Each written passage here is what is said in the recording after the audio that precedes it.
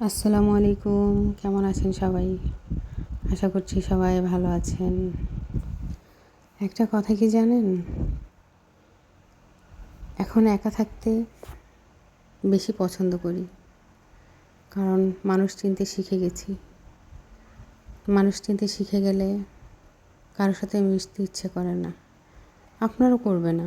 আপনি যখন মানুষ চিনতে শিখে যাবেন, তখন আপনার একা থাকতে ভালো লাগবে। তখন আপনারও ইচ্ছে করবে না কারোর সাথে মিশতে।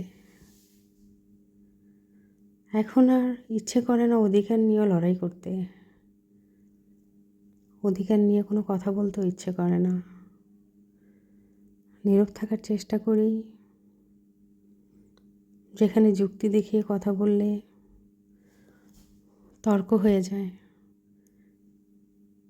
সেখানে অপরকে কী বোঝাবো? নিজের আপনজনগুলোই তো বোঝে না, নিজের আপনজনগুলোকেই তো বোঝাতে পারি না,